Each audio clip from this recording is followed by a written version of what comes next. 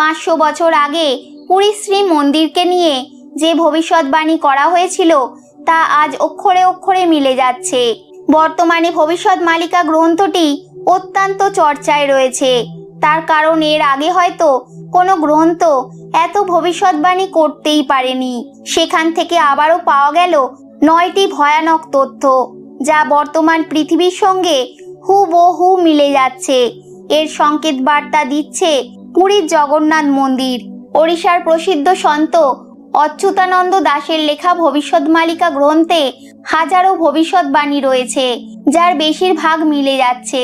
তাহলে কি এটাই কলিযুগের শেষ? আসুন জেনে নিই কোন 9টি রহস্য জানা গেল এই গ্রন্থ থেকে, যা ইতিমধ্যে জগন্নাথ মন্দিরে দেখা যাচ্ছে। পুরী শ্রীমন্দিরে যে নবকলেবর উৎসব পালন করা হয়, সেখানে জগন্নাথ, বলরাম, সুভদ্রার বিগ্রহ নতুন করে বানানো হয়।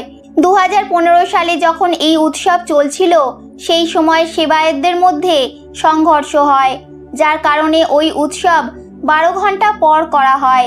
অনেক মানুষ এই ঘটনাকে ভগবানের অপমান হিসাবে দেখেন। এছাড়াও পূজারীদের ঝগড়ার কথাও মাঝের মধ্যেই শোনা যায়। 1842 সাল থেকে শুরু করে এখনো পর্যন্ত, অর্থাৎ 180 বছরে প্রায় 15 বার জগন্নাথ মন্দিরে পাথর পড়ার ঘটনা ঘটেছে। আহতও হয়েছেন অনেকেই। অনেকবার এক একটি পাথরের ওজন 1 টনেরও বেশি ছিল। ফণী নামের যে ভয়াবহ ঝড় এসেছিল, তার ফলে জগন্নাথ মন্দিরের পবিত্র কল্পবৃক্ষ ভেঙে গিয়েছিল। এরপর থেকে একের পর এক খারাপ খবর আসতে থাকে। মানুষের সামনে মাঝের মধ্যেই উঠে আসে বড় কিছু তথ্য, কিন্তু এই তথ্য সবাইকে চিন্তায় ফেলে দিচ্ছে। কিছু পৌরাণিক তথ্য দাবি করে রামায়ণে শ্রীরামের বংশ, অর্থাৎ রঘুবংশী আরাধ্য তথা কুলদেবতা ছিলেন জগন্নাথ দেব। এই ধরনের কথা আগে কখনো শোনা যায়নি। অনেকে এমনটাও বলেন যে রামায়ণের উত্তরকাণ্ডে ইক্ষ্বাকুর বংশের সাথে জগন্নাথ নামের উল্লেখ পাওয়া গেছে, কিন্তু এটা কিভাবে সম্ভব? এরকমই নানা রকম চমকে দেওয়া তথ্য রয়েছে এই পৌরাণিক গ্রন্থে। রামায়ণের বেশ কিছু অজানা ঘটনা তুলে ধরা হয়েছে রাজশেখর বসুর বাল্মীকি রামায়ণে। 2019-এর ভয়াবহ ঝড়ের ফলে মন্দিরের ধ্বজা খসে গিয়েছিল এবং সেটা সমুদ্রে সমাহিত হয়ে যায়। এরপরে 2020 সালেও ঝড়ের ফলে মন্দিরের ধ্বজা খুলে যায়।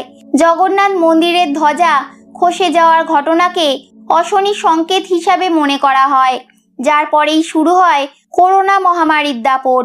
জগন্নাথ মন্দিরের চূড়ায় যে বিশেষ চক্র রয়েছে তাকে নীলাচক্র বলা হয়।